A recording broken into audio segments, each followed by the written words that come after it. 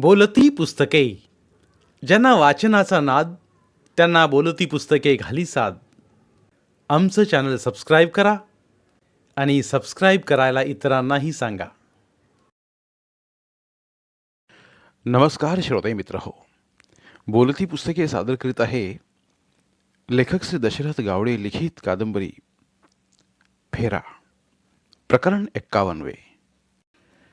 भिद्यापाठी ब्रह्मराक्षस लागलेले असतात. कमजोरावरच इथं प्रहार केले जातात. दुबळ्यांचंच इथं शोषण केलं जातं. गेलेला काळ तर रुक्मिणीवर उलटलाच होता, पण येणारा काळ सुद्धा तिच्यावर उलटूनच येत होता. तिच्या कमजोर व हळव्या मनाचं मर्म जाणून तिच्या प्राक्तनातले हे ब्रह्मराक्षस तिच्या पाठीमागे लागले होते. तिच्या मनावर प्रहार करीत आले होते. देहाचं शोषण करीत त्याने तिचा देह खंगवला होता, दुबळा बनवला होता. गेलं 1.5 तप याच काळ वैऱ्यांनी तिला दुःखाच्या दावणीला बांधून आठवणीच्या चाबकानं रोज फोडून काढलं होतं. 18 वर्षांपूर्वी घडलेल्या त्या वाईट प्रसंगांचं पहाडा एवढं असह्य ओझं शिरावर घेऊन ती आजही चालत होती. असह्य असा पोरांचा वियोग आणि जीव जाळणारा पोरीचा वाया गेलेला जन्म, या दोन्ही गोष्टींनी तिच्या हळव्या व कमजोर मनाला कधी सावरूच दिलं नव्हतं. पोरांच्या प्रतीक्षेत रोज तिचे डोळे दाराकडे लागलेले असायचे, पण रोजची कातरवे भयान व भगास रूप धारण करीत दिवसभराच्या प्रतीक्षेला हरताळ फासायची. प्रतीक्षेचा अंत झाल्यावर ध्यायी थंड होईस्तवर रडायची.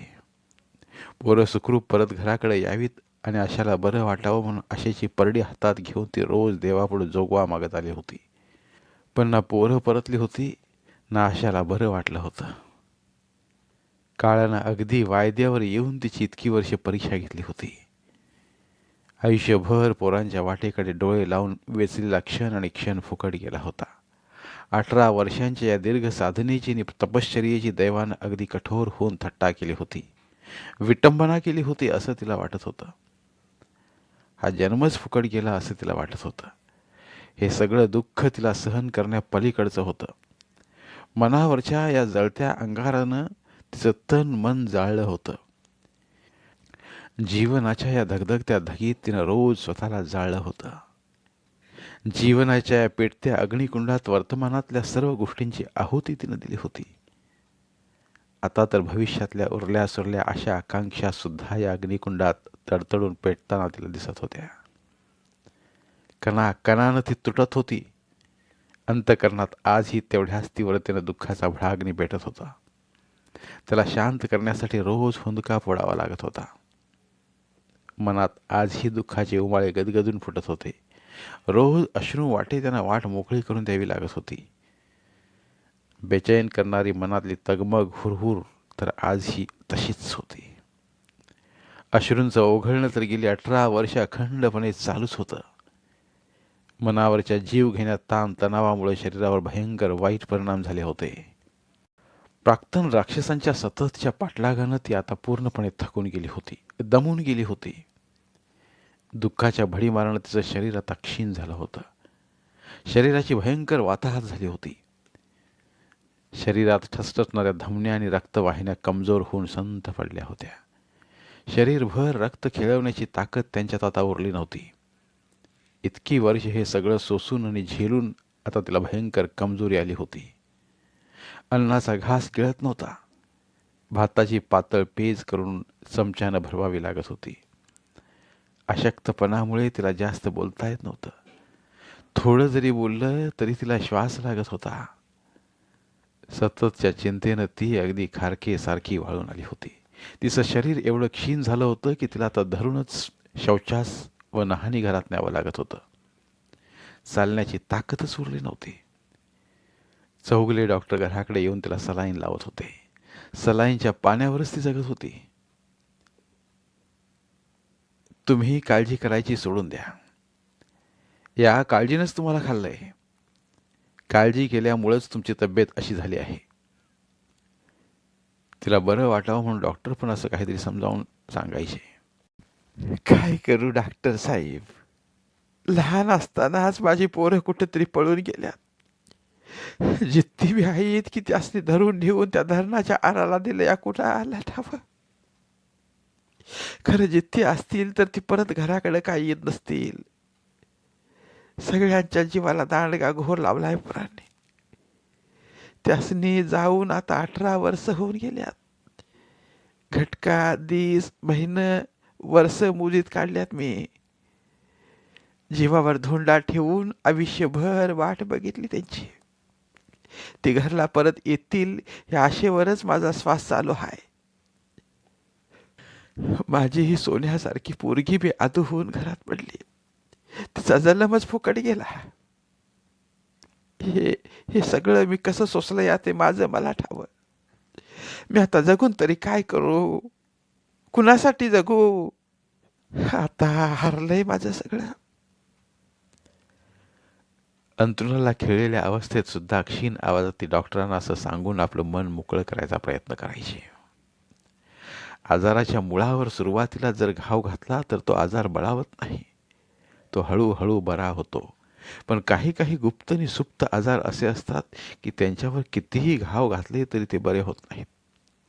दिवसेंदिवस ते वाढतच राहतात. रुक्मिणीच्या बाबतीतही असंच झालं होतं. तिच्या आजारावर प्रत्येक इलाजाचे सर्वच घाव फिके पडले होते. सर्वांनीच हात टेकले होते. तिच्या हळव्या व कमजोर मनानं चिंतेच्या या महाभयानक आजाराला गोंजारत वाढवलं होतं. पण त्याच आजाराने विष बनून तिच्यावर हळूवार विषप्रयोग करीत तिचं शरीर कमजोर केलं होतं. गेली 18 वर्ष चिंतेचं हे विष तिच्या धमन्यांमधनं वाहत आलं होतं. त्यानंच तिचं शरीर खात आणलं होतं. त्यानंच तिचं शरीर खंगवत जर्जरावस्थेत तिला अंथरुणावर खिळवलं होतं. आता तोच आजार तिच्या मुळावर उठला होता. तिच्या आजारावर फक्त एकच औषध होतं, ते म्हणजे पोरं घराकडे परत येण्याचं. तेच तेच एक औषध तिचा आजार बरा करू शकणार होतं, तिला जगवू शकणार होतं. पण आता तर तेही औषध परिणामकारक ठरेल असं वाटत नव्हतं. इतकी ती परिणामांच्या पुढे गेली होती. बरं, त्या औषधाचा उपयोग जरी झाला असता असं म्हटलं तरी ते औषध आहे कुठे, कधी मिळणार कुणालाही माहीत नव्हतं. ते एक अज्ञात असं रहस्य बनून राहिलं होतं. त्या रहस्याची उकल म्हणजेच रुक्मिणीच्या आजारावरचं रामबाण औषध होय हे सगळेच जाणून होते. पण सगळ्यांचाच नाईलाज होता. रहस्याचा भेद काही केला जात नव्हता. उकल काही होत नव्हती. आई, रडू नकोस, गप ग. वर्षानं वर्ष रडतच आली आहेस तू. अजून किती रडशील. आता तरी गप बस, गप. बाबूनी उमाकांत परत येतील घराकडं. होय, कधीतरी नक्कीच परत येतील. खरं खरं तू रडत तेवढी राहू नकोस. तुला काहीतरी झालं तर मला कोण सांभाळणार, मला कोण बघणार, माझं सगळं कोण करणार. डोळ्यात पाणी आणून अशा प्रत्येक वेळी आपल्या आईला असं समजावून सांगून पावळणीचं पाणी आड्यावर न्यायचा प्रयत्न करायची. पण जन्माची हाय खाल्लेल्या त्या मातेच्या मनावर असहाय्य लिकीच्या अशा समजावण्याचा पण प्रभाव पडलेला नव्हता. आपल्या आईची झालेली हालत पाहून आशाला रडू कोसळत होतं. पुन्हा पहिल्यासारखीच घराची अवस्था झालेली पाहून ती मनातनं हबकून गेली होती. आईचं कसं होणार, आईला काहीतरी झालं तर माझं कसं होणार, भविष्याच्या चिंतेत ती जळत होती. आई फारच कमजोर झाल्यापासनं तिनं वाचनालयात जाणं बंद केलं. शेताकडेही जायचं बंद झालं. पुस्तकं वाचणंही बंद झालं. घरातच बसून राहू लागली. तिच्याही मनाला आता भरपूर मोकळा वेळ मिळू लागला. आईच्या काळजीमुळं आणि स्वतःच्या भविष्याच्या चिंतेमुळं तिचं मन पुन्हा रात्रंदिवस दुःखी घटनांचे पाढे वाचू लागले. पुन्हा जन्माला कोसणं, नशीब नियतीला शिव्या शाप देणं चालू झालं. पुन्हा हातात आधाराची काठी आली. रुक्मिणी अंथरुणाला खिळल्यावर शांतानंही हातपाय गाळले. इतकी वर्षे वाट पाहूनही पोरं घराकडे परत आली नाहीत म्हणून तिच्याही मनातला विश्वास आता पूर्णपणे ढासळला. मनाचा भयंकर हिरमोड झाला. मन पुन्हा निराशेनं ग्रासलं. दीड तपाच्या या दीर्घ अवधीत मनात करकचून बांधलेली आशेची गाठ रोजच्या निराशेमुळं हळूहळू सैल पडत गेली व तिनंही हाय खाल्ली. रुक्मिणीनं अंतरून धरलंय म्हणून तिच्याकडे लक्ष द्यायला आता पाटलाने तिला घरातच राहायला सांगितलं. मनातनं पूर्णपणे खचलेली शांता आता रोज घरात राहून तिची व आशाची सेवा करू लागली. आनंदी माणसासोबतच राहिल्यावर माणूस आनंदी बनून राहतो, मात्र दुःखी माणसासोबत राहिल्यावर तो स्वतः दुःखी होतो. समोरच्याचं दुःख पाहून तो जास्तच दुःखी होतो. त्याला पाहून त्याचं स्वतःचंही दुःख तीव्रतेने उभारून येत असतं. भडकलेल्या ज्या वणव्यात रुक्मिणी जळत आली होती त्याच वणव्यात शांता सुद्धा जळत आली होती. तरी पण मनाला आवर घालून स्वतःचं दुःख दाबून ठेवत महादुःखानं पीडित असल्या रुक्मिणीला ती समजुतीचे 4 शब्द समजावून सांगू लागली. तिला धीर देऊ लागली. पण रुक्मिणी आता समजावण्याच्या पलीकडे गेली होती. निराशेनं पूर्णपणे कोलमडून पडली होती. पोरं परत येतील या तिच्या अंतर्मनातल्या विश्वासाचं अधिष्ठान आता पूर्णपणे ढासळलं होतं.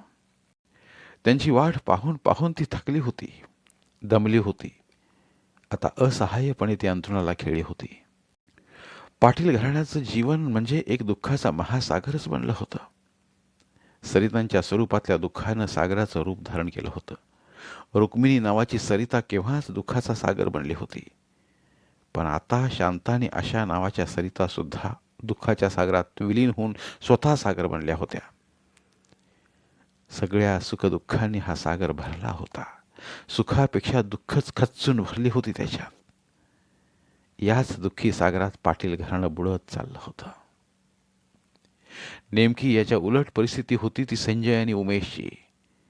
गडगंज श्रीमंतीत अगदी ऐशो आरामात ते जगत होते. वैभवाच्या अत्युच्च शिखरावर ते पोहोचले होते.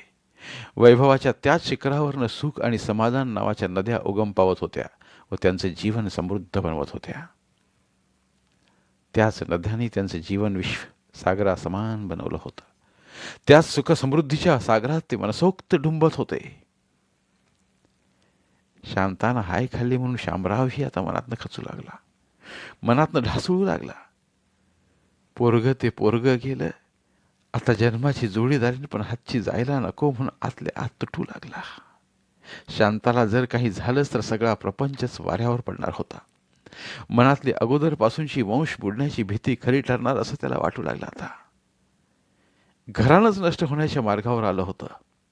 सगळ्या बाजूनी पुन्हा मनाचा कोंडमारा होऊ लागला. काय करू आणि काय नको अशी परिस्थिती पुन्हा निर्माण झाली. पुन्हा त्याच दुःखाच्या दलदलीत संपूर्ण घर फसलं. पुन्हा एकदा घरावर दुःखाची छाया पसरली. भयाच्या छटा पुन्हा घरभर भरून राहिल्या. पुन्हा एकदा भविष्याच्या भयानं सगळं घर झपाटून गेलं. आपल्या हयातीतलं हे जीव घेणं दुःख आता सगळ्यांचा जीव घेऊन घरानं संपवते की काय अशी भीती सगळ्यांना भेडसावू लागली. सावरणाऱ्या सहकाऱ्यांचे हात त्यावेळीही अपुरे पडले होते आणि आत्ताही अपुरे पडू लागलेत. त्यावेळीही समजुतीचे शब्द अपुरे पडले होते आणि आत्ताही ते अपुरे पडू लागलेत. रुक्मिणीनं अंतरून धरल्यावर पाटलांचं उरलं सुरलं अवसानही गळलं. तिचं कृश झालेलं शरीर पाहून त्यांच्या मनात गलबलून येऊ लागलं. इतक्या वर्षानंतर पुन्हा तीच परिस्थिती फिरून येईल, पुन्हा त्याच फेऱ्यात संपूर्ण घर अडकेल असा त्याने कधी स्वप्नातही विचार केला नव्हता. पण दुर्दैव असं की सगळं घर आता पुन्हा खचलं होतं व रुक्मिणीसारखं झुरत बसलं होतं. खचण्यात आणि झुरण्यात ती पार पुढं निघून गेली होती. भूतकाळाच्या पोत्यात टाके उसवत जीवनातल्या घटनांचा व रंगवलेल्या स्वप्नांचा पाढा वाचत खाली मान घालून पाटील गप्प बसून राहायचे. पण त्या घटनांना व स्वप्नांना त्यांच्या मनावर घट्टपणे बिंबवून आणि त्यांना स्वप्नवत अवस्थेतच ठेवून काळ फार पुढं निघून गेला होता. जेव्हापासनं त्या दुर्दैवी घटनेमुळे घरावर आभाळ कोसळलं होतं तेव्हापासनं पाटील घराण्याला जी ओहोटी लागली होती ती ओहोटी आजही चालूच होती.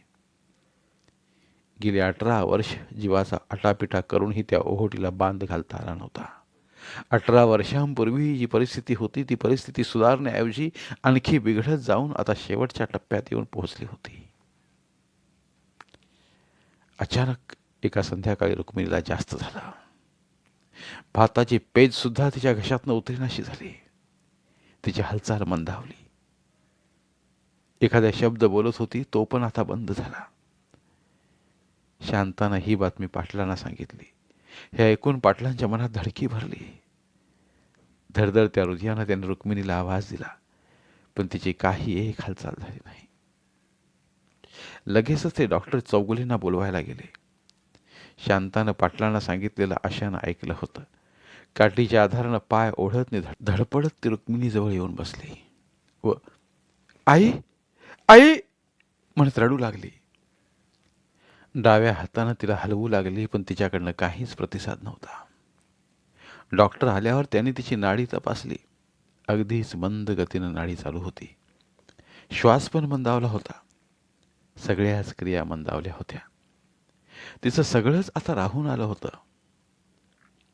केस सिरियस झाली होती. डॉक्टर समजून गेले. आता चांगल्या हॉस्पिटलमध्ये नेऊन काहीही उपयोग होणार नव्हता. फुकट पैसे खर्च होणार होते. त्यांनी लगेचच एक चिठ्ठी लिहिली व ती पाटलांच्या हातात देत तिला नवसारी गावातल्या सरकारी दवाखान्यात न्यायला सांगितलं. शामरावला आवाज देऊन त्यांनी ताबडतोब सुभाष दावणीची गाडी आणायला सांगितली. परिस्थितीचं गांभीर्य समजून शामराव गाडी आणण्यासाठी घाई गडबडने जाऊ लागला. डेअरीला दूध घालून नाना शेठच्या हॉटेलसमोर गप्पा मारत बसल्या पाटलांच्या सहकार्यांनी त्याला तसं जाताना पाहिलं.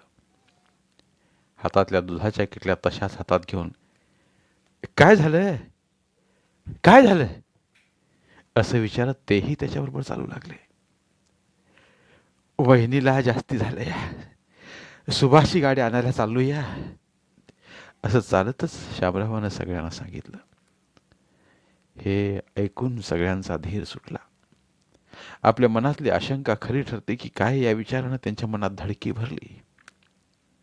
रुक्मिणीची झालेली हालत सर्वांनाच माहीत होती. तिचा शेवट जवळ आला आहे हे सुद्धा सर्वांना माहीत होतं. पण आजच असं काही घडेल असं त्यांना वाटलं नव्हतं. तेही शामराव बरोबर सुभाषच्या घरात गेले. दिवसभर भाडं मारून सुभाष नुकताच आला होता. सरकारी दवाखान्यात जायचं आहे असं सांगून शामरावानं त्याला ताबडतोब निघायला सांगितलं. सर्वजण गाडीत बसले. गाडी पाटलांच्या घराजवळ येऊन थांबली. शामरावनं सांगितलेलं ऐकून महादेव गुरुच्या अंगाचं पाणी पाणी झालं होतं. नाना शेठच्या हॉटेलाजवळच तो पळत पळत पाटलांच्या घराकडे आला होता. त्यानं येऊन पाहिलं तर रुक्मिणी निपचित पडलेली. त्यानं त्याला बोलावून पाहिलं पण काहीच प्रत्युत्तर मिळालं नाही. फक्त तिचा श्वासच तेवढा चालू होता, तोही मंदपणे. महादेवचे डोळे भरून आले. एव्हाना तिथं सुगंधा, संगीता व सुनीता येऊन पोचल्या होत्या. रुक्मिणीला पाहून त्यांच्याही मनात धडकी भरली. आपापल्या परीने सर्वजणी तिला बोलवू लागल्या, पण एक नाही की दोन नाही. त्याने डोळ्यांना पदर लावला. आशा तर जास्तच रडू लागली. शांता पण व्हा म्हणून रडू लागली. घरात एकच गोंधळ माजला. तो रडलेल्याचा आवाज ऐकून आजूबाजूची बायका माणसं घरात जमली. कमरेत वाकून आलेली म्हातारी शारूबाई ही काठी टेकत हळूहळू घरात आली. रुक्मिणीला पाहून तिलाही अश्रू आवरले नाहीत. वेळ न दवडता महादेवनं तिला अंथरुणासकट उचललं व गाडीतल्या बाकड्यावर नेऊन आडवं पाडलं. तिच्या देहाचा सांगाडाच फक्त उरला होता. आशानं आणि शांतानं तर आक्रोशच मांडला. सुगंधा व जमलेल्या बायका त्यांना धीर देत शांत करू लागल्या. दवाखान्यात जाण्यासाठी संगीता व सुनीता गाडीत बसल्या. पाठोपाठ महादेव, श्यामराव आणि पाटील गाडीत बसले. आशाची जनावरांची काळजी घ्यायला शांता पाठीमागे राहिली. गाडी सरकारी दवाखान्याच्या दिशेनं धावू लागली. 18 वर्षांपूर्वी अशाच एका वेळी आशाला गाडीतनं हॉस्पिटलला घेऊन गेले होते. पण आज नियतीने गाडीतल्या बाकड्यावरच्या माय लेकीची अदलाबदल केली होती. बाकड्यावर आता आशा नव्हती. आशाच्या जागी रुक्मिणी बाकड्यावर निश्चित पडली होती. बाकीची माणसं तीच होती. सुभाषची ही तिसरी गाडी होती. 18 वर्षानंतर काहीशा फरकानं तशीच वेळ परत फिरून आली होती. योगायोग म्हणजे त्यावेळचा दिवस सुद्धा शनिवारचाच होता आणि आजचा दिवस सुद्धा शनिवारचाच. आशाच्या हॉस्पिटलचा फेरा संपला होता. आता रुक्मिणीची वेळ होती. एव्हाना गल्लीभर आणि गावभर सगळीकडे ही बातमी पसरली. बरीच बायका माणसं पाटलांच्या घराजवळ जमा झाली. रुक्मिणीचं भाऊ भावजया पण तिथं आल्या. सर्वजण आशाला व शांताला आधार देत शांत करू लागले. सरकारी दवाखान्यात पोहोचल्यावर चौगले डॉक्टरांनी दिलेली चिठ्ठी पाटलांनी तिथल्या डॉक्टरांना दिली. चिठ्ठी वाचून त्यांनी ताबडतोब रुक्मिणीला ॲडमिट करून घेतलं व सलाईन लावलं. सर्वांनी अगदी पोट तिडकीनं रुक्मिणीला समजावून सांगितलं होतं, पण तिनं कुणाचं काही एक ऐकलं नव्हतं.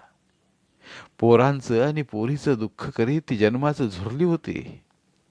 त्या झुरणीनंच तिच्या भरलेल्या अंगाला खाऊन सांगाडाच तेवढा शिल्लक ठेवला होता. त्या सांगाड्यात एक जिवंत हृदय होतं, एका आईचं हृदय, जे अजूनही धडधडत होतं. क्षीणपणे धडधडत ते अजूनही पोरांची वाट पाहत होतं. त्या सांगाड्यात एक जिवंत मन सुद्धा होतं, एका अभागी आईचं मन, दुःखानं व्यापून राहिलेलं, ज्यानं झुरणी घेऊन त्या देहाचा सांगाडा बनवला होता आणि त्या देहाला मरणाच्या दारात आणून ठेवलं होतं, जे तेवढ्याच तीव्रतेनं अजूनही हरवलेल्या पोरांचा आणि पुरीच्या वाया गेलेल्या जन्माचाच विचार करीत होता. त्या धडधडणाऱ्या हृदयाला आणि मनाला अजूनही पोरांची आस लागून होती. एखादा चमत्कार घडून काहीतरी चांगलं होईल अशी अजूनही आशा लागून होती. धन्यवाद. उर्वरित कादंबरी पुढील भागात.